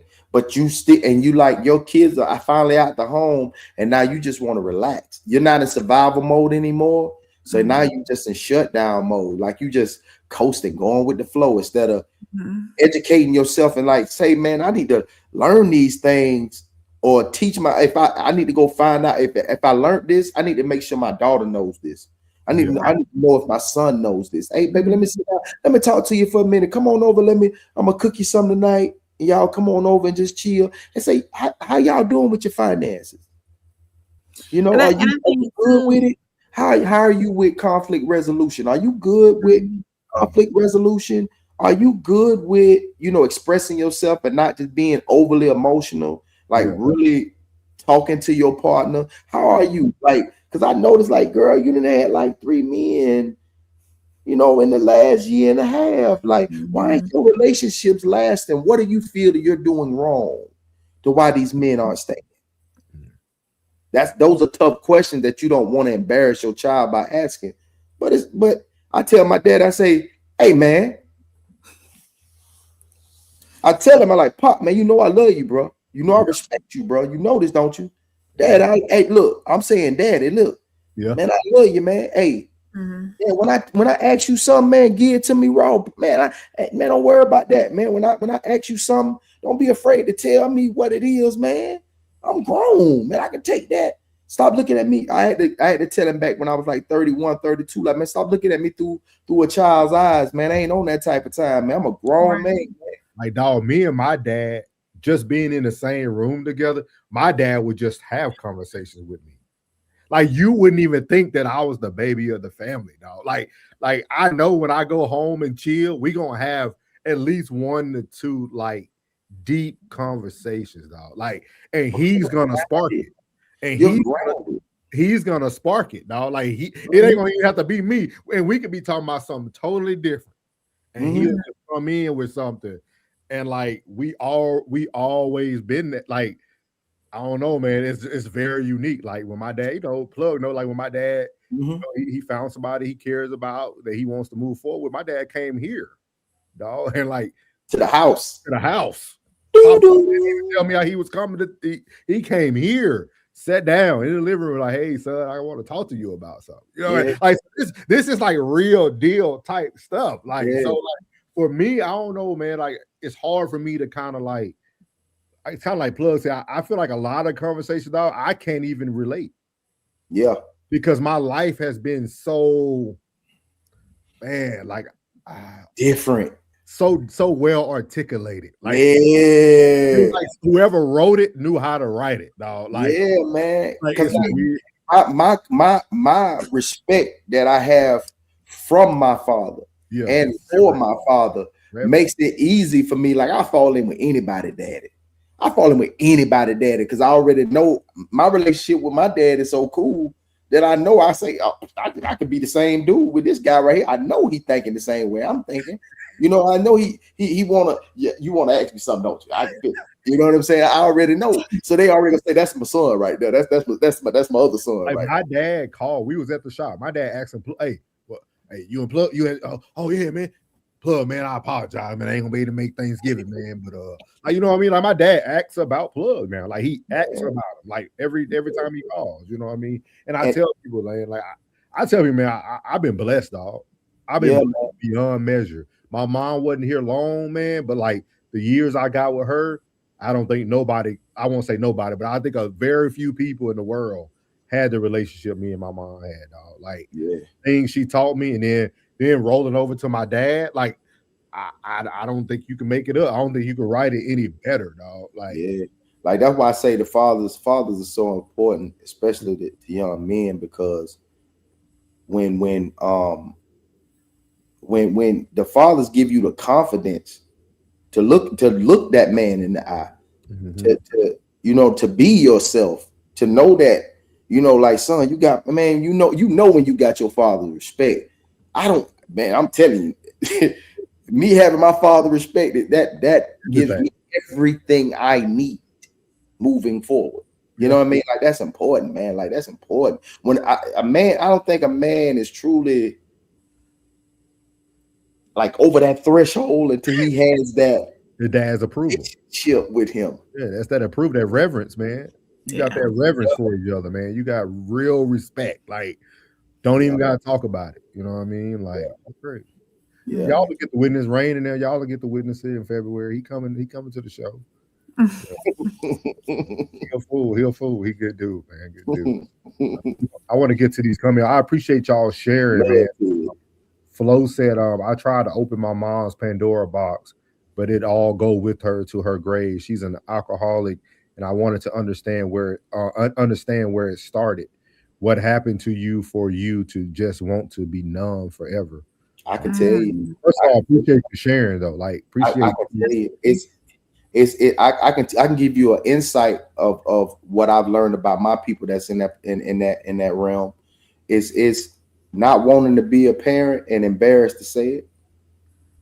Oh yeah, we tell you, you were talking about, you hit on that a little bit today. That a lot of them, man, got coerced into being a parent, and they didn't want to be a parent, and then a lot of their life got put on hold. A lot of their life got shortchanged because they had you. It's not that they don't love you at all. Don't think that they don't love you. It's just that they have a lot of resentment for the people that they reverenced, that they respected, that they gave respect to. They feel like they should have never gave them that respect. They felt like they should have been rebellious in that moment, saying no. But they don't want to say that, because then you'll think that they don't love you like that, because they haven't been showing you the love. They haven't been showing you that love. And then to say, I ain't even want to be a parent. Now you thinking they don't love you at all. Like they wish you was never there, and they don't want to say it. You know what I mean? Sometimes you got to say them hard things, but then put things in perspective. You don't want that person to be fake, giving you fake love, and then you feel dismissed, and because you can feel that energy like it's fake, and then they tell you, I don't want to be a parent anyway. Now you don't think they really didn't even love you. So them hard topics, man. Them hard topics. Grandmamas and mamas been putting these women in some very crucial, situations for a long time, just because they was ignorant and didn't know. I ain't calling them stupid or nothing. They were just ignorant to the fact. You know what I mean? They just thought they were doing what was right, just like when we were talking about that church. People feel they just doing what they feel is right. What they was taught and what they feel is right, and they didn't deviate from that. Right. And flow with Joe without saying too much personal stuff. If you could provide a little, okay, you read my mind. She said that makes sense. She was 15 when she had me. I think several things more traumatic may have happened to her. My grandmother raised me. Yeah. I was just gonna say, if you can explain a little bit more without explaining too much, we can probably. So think when she was 30, you was 15. Now you becoming a woman. Now she looking at you the same way she was looking at herself, like you a version of her. And now she since she was 15, man, she been a mama, man. And you got to think, like, if you have an addictive behavior, and now you couldn't do all the things you wanted to do because you wanted to be a type of responsible adult or responsible parent. Now you getting out here and you older, and now you start drinking, and now you start smoking, and now you start hanging out. Well, that nightlife feel good, boy, when you been in survival mode for 10, 12, 15 years, and now you just living it. You in the club just living it up, boy. Like, just because you ain't felt that type of freedom because you didn't get a chance to live your childhood. Because since you were 15, you've been a mama. Right. And then the mama could, I'm just assuming she could have some sort of jealousy or resentment with her daughter, because especially if her daughter is doing, or her daughter's life is rolling in bed, not necessarily, I would say better than what she experienced, because she did have her. I believe that jealousy also, it also ends up in alignment. Where, like, every time I try to go somewhere, my mama trying to go to. Yes, you was the reason why she couldn't do this. And you got to think about it too, though. That gap, they're kind of age adjacent, though. Yeah. It's people who are friends that are 15 years apart. Like, it's some great friends out there. You know what I mean? You got to think about it. A 25-year-old and a 40-year-old could actually get along depending on how their thought process is. Like, so y'all are almost two of the same. Like that adjacent. That y'all like friend adjacent to a certain. Just like, think of that mother. When I was really trying to, I just remember where I was trying to get in that episode, where I was saying, just think of that trauma that the grandmother who told that mother who's not dealing with that child, and all that information that she was given was tainted. And then it got even more tainted because she couldn't live her childhood. And now, she's making a better life for you, And yeah, it's gonna be some type of jealousy, but it's more of resentment for that person that made her have you. So it's never you. It's never you. It's just just a reminder of the life she didn't get to live, goals that she didn't get to fulfill. And you know, the thing is, it's just a constant reminder. Like when you say, "Remember when I was 5?" She was like, "Yeah, I remember when you was 5." Like, bitch, I wanted to be in Paris somewhere. You know what I'm saying? Like, you know, I had you and you was in my way and this and that. Or you could be like what we did on Ted's show, Casey Anthony, just get rid of him. You know what I'm saying? It's crazy, bro. It's crazy. But I guarantee you, whatever's going on in your life, Joe, I guarantee you, you are 10 times better in that department because of what you went through. Like whatever you got going on, whatever you lacked, I guarantee you're 10 times better in that department. Yeah. Pay attention when you in that situation where your parent or your significant, you know what I'm saying, or the one that raised you, the grandmother, always pay attention to whatever you lacking. God gonna always, the universe, you know, whatever y'all believe, Allah, God, or the universe will always provide what you need. It might not come in the, you know, just because she might not be a looker, don't mean she ain't got no information about no man. Just because they ain't got no money, don't mean they don't know how to put a financial plan together. You know what I mean? They just might not be in the situation to be able to save. Their job don't allow them to. They hustle didn't allow them to. Their kids, whatever they got going on, didn't allow them to. But still, you know, it's pay attention to your surroundings and always, you know, when you ask for something, like say, I don't know if you're a praying woman or not, but when you ask for something, be ready, it's coming. Yeah. Because if it was like, if you just asked for it and it was already on the back burner, it's gonna come immediately. Like, dang, man, it seemed like, dang, as soon as I prayed for it, it came. Like, yeah, gonna provide for you. The universe always provide for you, whatever you believe in. You know what I mean? Flo said, I love that perspective, plug on the topic at the table. Classic said, y'all already met my dad. We the same ninja. Classic said, all kids aren't a blessing. I never agreed because of what plug is talking about. We talked about that.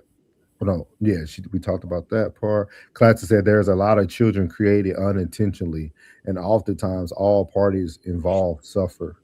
Yeah. The kids end up potentially suffering the worst. Absolutely. Yeah. She said those are great perspectives on it. Wow. She said, wow. Yeah. Yeah, man. Yeah, I just wanted to put something together for y'all tonight, man. Like, it's funny because everything aligned today, man. Everybody's shows aligned today. It's not by coincidence, man. They're all happy for a reason. And I wanted to definitely give a plug and Ted's Day flowers, man. It was just a great show, dog. Like, thank you, brother. Like, it was like, it just flowed. It was just a great show. Like, I don't know how else to say it. Like, it just was a great show, dog. Like, I was like, this the chat was lit. The conversation was lit. Everything was good. Yeah. It was a great show. Thank y'all, man. Yeah. Just get Ted's off his phone, man. Other than that, man. He kept saying, tell Ted to get off his damn phone. For real. He was setting up his show. He was setting up his show, and he was like putting the thumbnail out, and because he was supposed to go on at 11:30. Yeah, you know what I'm saying? So and I had already set mine the previous night to 11 o'clock, and I changed it from 8 a.m. to 11 o'clock because I was like, I got to go and hit this. I got to hit these 2 miles, and you know what I mean. I had to hit them 2 miles, man. I had to get it in today. So sometimes those type of topics kind of make me. I don't know. We'll talk about it another day, but like, it makes you want to kind of have those conversations in live. You know what I mean? Because everybody just talks about relationship. I think stuff like that is like very good. Very. That's what's been on my mind. Like I say, like when it comes to relationships, you know what I mean. It's neither here nor there because everybody got their own perspective on that. But when it comes to family dynamics, friendships, and you know what I'm saying, just it's different, bro. Like, you know what I mean? Like I got to take something from everybody. Yeah, you know what I mean? Like everybody has to, you know what I'm saying? Like I told, like, you know what I'm saying? When the last time you took your best friend out, you know what I'm saying, best friend old lady out on a date. You know what I'm saying? Like y'all, like I can do that. Me and my dog and his wife, we met all at the same time. Like they've been together since 17. He was 17, I was 17, she was like 15, 16. You know what I'm saying? And they've been together to the day. You know what I mean? And I've known her since she was a little girl into the beautiful woman that she is today. You know what I'm saying? And like that was my dog. You know what I'm saying? Like that was my dog. And you know what I'm saying? I'll take, man, let's go get something to eat. You know what I mean? Somebody be like, hey man, I seen Plug in the car with your old lady. He was like, so? You know what I'm saying? I walk in the house, be like, who you talking to? Oh, that Plug. Oh, all right. He already know, because he know I love you way too much, dog, to ever disrespect you like that. I love you. Like you, like I didn't, my brother tried my homeboy, and I clicked on my brother, like, dog, you ever disrespect him, bro? That's family. Yeah, I hear you, big dog. Hey, this conversation is not for you, Midwest. Yeah, this conversation is not for you, Midwest. Nope. That's my sister, dog. That's my sister. That boy got fast fingers, don't he? Flo said definitely great topics for a live show. Yeah. Like it's one of them things, Flo. We're gonna have to fill out the audience, man, over time. Our first show, after we talked about live shows, if y'all see at the bottom, we got our first live show in February 13 in Darien, Illinois, at the Q Bar. It's gonna be the night before Valentine's Day, so we're gonna be talking about some relationships and love, but you never know where it might go. You never know where the conversation might go, man. So we appreciate everybody who supported us tonight, all the new people who chimed in, man, everybody who came in from all the different platforms. Rain was live on Facebook, so appreciate that, Rain, trying to get us get us in some different people's ears and eyes. Let's see what he said. He said, class said, do y'all believe there is a right and wrong way to be a friend? Hold on, let me read your other one before we get that. He said, if I pull up to your crib and you ain't home, I'll wait in the car. You're not about to walk in and see your old lady serving me some lemonade. No, sir. What is mine on the phone with one of y'all about? Nah. Hey, bro. Hey, I got female friends, bro. I got some great conversation. You know what I'm saying? And the only thing I'm going to do is make her love you more, bro. I'm gonna big up my dog. Hey man, my dog's sharp, man. I love being around my dog, man. My dog got good energy, don't he? Golly, man. Yeah, man, he good people, bro. Like I see it, man. I'm glad, man. I like to see y'all together, man. Y'all look great together, man. I ain't even playing with you, man. Like, man, when y'all come around, it feel my heart to see that black love. It feel good to see that good love. It feel good to see y'all together, man. Man, I got mad, man. I went and got a sweater or whatever, and the bed I was on it wasn't right, man. I got mad, man. You know what I'm saying? I was like, nah, man, you could have got you supposed to put the female bed on there. You don't give my sister no doggone man bed on her sweater, man. You tripping, man. Nah, I don't like that, man. You got to redo that, man. Hey, you owe me a sweater. You feel me? That's what I'm on, man. I like family, bro. Like friends be like family. When I say bro, I mean that. We'll talk about this on another night. She said, starting another great topic, opposite sex friendship. But let's answer. Classic got a good question, man. We got a good hot 10 minutes for you, or 5. Let's see here. He said, do y'all believe there is a right and wrong way to be a friend? Let Rain go first. You go first, Rain. Why Rain gotta go first?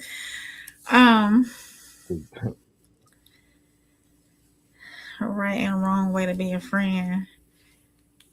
Every friendship is different.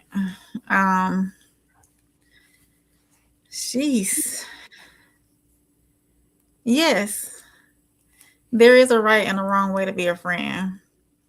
Because people who you call friend, there's certain things that you don't do to that friend, and more or less it's treating a human like a human. So of course friends don't have the same access. Well, humans don't have the same access to you as your friends do. But I don't know where I'm going with this. Go ahead and go plug. It's something to think about. Now, is there a wrong way to be a friend? Absolutely.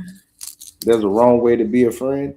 It depends on that individual. Depends on like whatever their boundaries are set. You know, most people like me with my friends. I don't really have no boundaries. Like my door is open. You can walk in my door. My kitchen is open. You know what I mean? My bathroom is yours. If you need somewhere to lay your head, I got you. You know what I mean? If you need to hold something, I got you. You need somebody to talk to, I got you. Like when it comes to friends, I really don't put limitations on friendship. That's kind of, you know what I mean? Like if you want to find out about my old lady, like man, how job search going, or you know what I'm saying, how the new job going, or like that's nothing, that's not off limits, bro. Yeah. Like that's not off limits, bro. Like, you know what I mean? Like you got to know, as a friend, I got to know what's going on with you, and you have to be truthful in order for me to give you the proper instructions. You know what I mean? You can't give me a half story and expect me to give you a whole truth. You know what I mean? This boy classic. He said, we have no concerns about your old lady. I hear you, cuz. You made it very clear where you stand, partner. Y'all already know. You made it very clear where you stand, partner. You know, and I understand. I would say my opinion on this changed probably 2 weeks ago. I would say no. And classic is the reason why I would say no.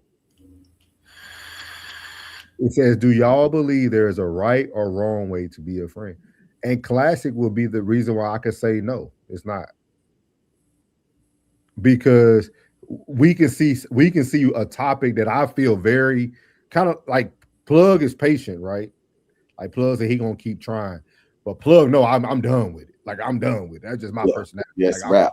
I'm that done. shit is a rap. You know what I mean? That shit is a rap, B. There is no convincing this man. But at the same time, I could still call Classic a friend. If you would have called me some weeks ago, I would never thought that could be true. Like for real. Like I wouldn't thought that like somebody that like really steadfast on something that I just don't understand, agree with, can't relate, could still be somebody you can be friends with. And Classic, he changed that. He changed my thought process on that. Okay, I get it. Yeah, for real. Like, cause like, yeah, like we still get along just the same. Oh yeah, like we still vibe just the same. Like we can pop up on an impromptu podcast just the same. Like it didn't change anything. But back in my like younger days, or like I probably would have said I can't fool with Classic. Like I probably would have just gave him the cold shoulder and just left it alone. because he came out of the parameter. Yeah. But you're learning the hands instead of being here. Like cause like that whole night I was like, man, like when I put my hand bro, like really, bro, like when I do this and I'm just listening, like this me, dog, like cause you like man, this me, man, like hey, bro, don't put what he did or she did or they did on me. I'm different, bro. I'm the one you want. I'm the one you want as a friend, dog. Like I'm the one. Like if you go eeny meeny, no, we ain't doing no eeny meeny, nigga. Because like the old me would have thought about everything. Like man, like dog, like man, you ain't proof enough to this nigga. This nigga don't feel this way. Like golly, like what else I gotta do? But now, like I get it. Like everybody has different stances on stuff. And to be a good friend, you have to understand that. You have to understand that, and you have to also. That's growth. I think it's a level of growth, and I think it's a level of. I think it's a level of respect too for your friend or your whoever in your life. You know, it's like okay, you have that opinion. I respect that opinion. But I don't have to believe the dog. same way. That warmed my heart, dog. It's a lot of stuff people don't know. Like it's a lot of stuff that like goes on behind the scenes that like Plug did a kind of like a reverse psychology. He thought I ain't pick up on it, but I picked up on it. So like when I came to the shop the other week, I just knew Plug was going to bring up that topic, but he didn't. He didn't say a word about it. I'm talking about the whole haircut. We were talking about something totally. We were talking about P. Diddy. Then we were talking about some other stuff. We were talking about sport. He never brought it up. I just knew. Because it happened the night before I came in for my haircut. I just knew. I was like, yeah, this nigga Plug finna try to sit out here. He gonna try to convince me to like he didn't. No, I ain't bring it up. But it gave me an opportunity to sit within myself. Be like, you know what? Like this is the type of talks we gotta have as men, dog. Like for real. Like this is stuff you gotta say out loud. Cause I don't think a lot of people understand this type of stuff. Like because like the old me, dog, that would have just turned me off. Like it would have just turned me off. Like it would have just like literally like, and I don't care about losing people. You know what I mean? Like, so like it would have been like, I probably would have been like, hey, y'all can do the show, dog. Y'all good looking, Darren, and enjoy yourself. Like that. Like how they said, y'all got I saw how you asked.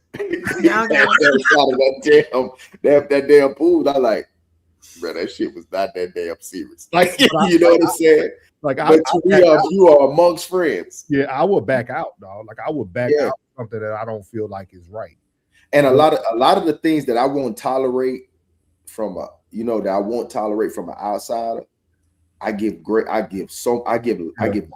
to my partners because I know it's something that we probably can't talk about this right now, but we can revisit this. You know what I'm saying? And we ain't got to talk about it right now because it ain't gonna stop nothing. It ain't gonna stop nothing. So we still got plenty of time. We got a lot of life to live. We got a lot of time to revisit this again. And I'll be cool. And I know we'll get to a point where we'll be like, hey, we need to talk about this shit. You know what I'm saying? We know we need to talk about this shit. We ain't gonna let this shit fester. We're gonna let it because this will rear its head again. So let's nip this shit in the bud right now. You know what I mean? But I do stand on like I won't ever try to convince them because I don't want to get my blood pressure up. Like that gives my blood pressure. That is fantastic. That is fantastic because at the end of the day, like me approaching that again with them two niggas, and I'm not going to approach that portion of you and your old lady, wherever you want to keep her, whatever closet you got her in, bro. Like it's crazy, but hey, I can really say, man, I pay attention, man. You got to pay attention in life, man. You got to pay attention in life. Yeah, you right. Hey, Drew, what's up? Drew, I'm glad you pulled up, bro. Straight up. There's a difference between a friend and an acquaintance. The importance of knowing the difference and categorizing people accordingly. And the class was like, what are you finna say? Yeah. Some folks just got a real friend. They got a real friend vibe, bro. Like they got like a real friend vibe about them. Like, it just so chill. And I think some people when they meet new people, they get nervous. They get nervous because they feel like they gotta be a host or hold a conversation and what we gonna talk about. That apprehension like always sets in and it be like, bro, this shit easy, bro.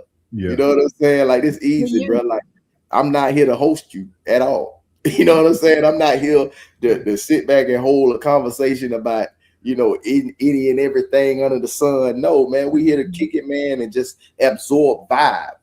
You know what I'm saying? We just absorb vibe. We can sit back and smoke a cigar and have a drink and just sit back and watch the game and talk about this play, talk about that play. Then after the game over, like, man, I appreciate you inviting me over, man. I appreciate having you, dog. We ain't say shit. We just absorbed each other vibe. Like, man, he had a cool vibe, man. I would just say a piece. They didn't have to say a damn thing, bro. Like, real talk. I'm telling you, like, he laughing, Flo laughing out loud. He laughing. He said the 4 agreements. I was looking for that book. I got it somewhere in here, the little 4 agreements. On it. He said, I knew that convo had to simmer in the spirit. Yeah. It took me a good 72 hours or so. It took me a good 72 hours. Tracy from daycare, what's wrong with you, baby? Hey, Claudia. Thank you for coming in. Yeah, hi, hey, Claudia. She said yes. Friends definitely get We grace. get grace, absolutely. What's the channel about, man? It's about life, man. Life, friendships, relationships. We talk about a little bit of everything. We hope you come back so you can see a little bit more. We at the end of the show now, but hopefully. Yeah, Claudio, we have fun on here every Monday, Tuesday, and Wednesday, man. Come on and feel free to share any and every idea, you know, as long as you ain't Tracy from daycare. You know what I'm saying? Like, feel free to share whatever vibe you want to bring, man. Like, we welcome everybody here to this channel, man. Appreciate it. I said I'm crying, G. Yeah. That boy is stupid, man. Hey, babe. Hey, baby, it's Tracy from daycare. You forgot your kids. They with CPS now. Stay blessed. You stupid. Tracy, you wow. Tracy, you wow. She said, "What's good, What's good, What's good, shawty?" Yeah, that's a Florida white girl for sure. Hey, where you from, Tracy? She from Florida. I guarantee you, she from Florida. You think she from Florida? Well, Jacksonville. She from Jacksonville, yeah. Duval. She from Tallahassee. No, she from GA. She said, "Woo." No. They say whoa. Mm-hmm. I'm from the you from the rack. Oh, she from Chicago. Oh, okay then. All right, MAGA. Yeah, we appreciate everybody, man. We support all. Hey, man. Hey. Make a golf course great again. Catch me on the old block. She said she's from the old block. Old block. You won't catch us now. You won't catch us on old block, baby. You catch us right in Darren, Illinois at the cue ball. Duval. Duval. I don't be up in Duval. I'm from Polk County. Polk County. I see why Classy won't snowboard. All right. Good show, y'all. We appreciate everybody. Man. For real good show. We'll catch y'all on the next end. Appreciate it. Yeah, make sure y'all follow us on Facebook as well. We're on Facebook at the Raw Society Coalition. She mean as hell. The Raw Society Coalition on Facebook. Please make sure y'all follow us on Facebook, TikTok, Instagram, right here on YouTube.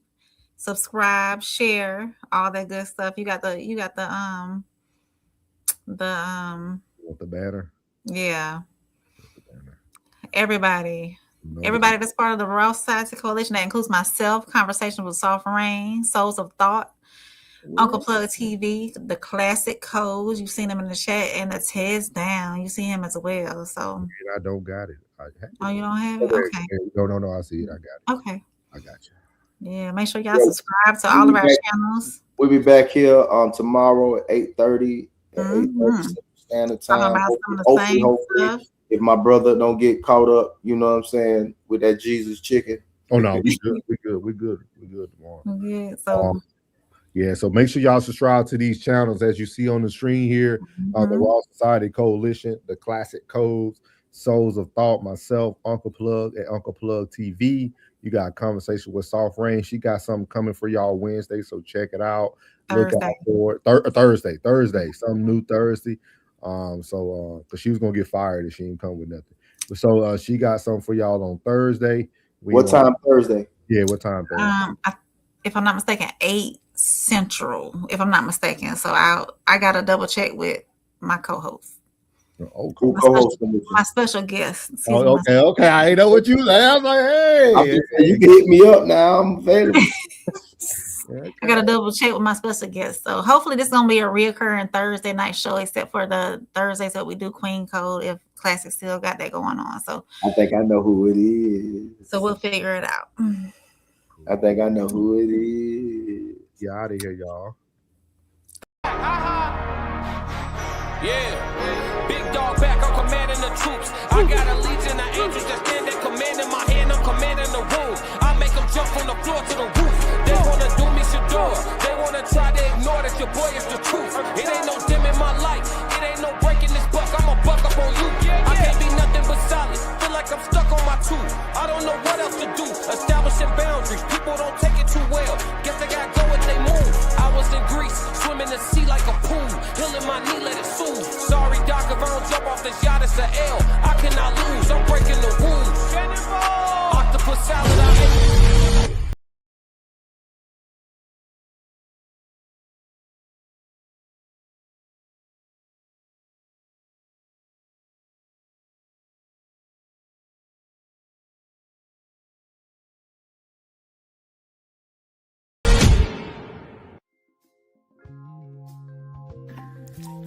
What's good? It's your girl April from Conversations with Soft Rain. I am the Raw Society Coalition's First Lady, and the Raw Society consists of myself, Souls of Thought, Classic Ho, Uncle Plug TV, and the Tez Down. I'm going to talk quick, so I need you to listen and pay attention. Guess what? February 13th, 2026, we're going to be live and in person in Chicago, Darien, Illinois, at the Q Bar for a Singles and Soulmates live Valentine's panel.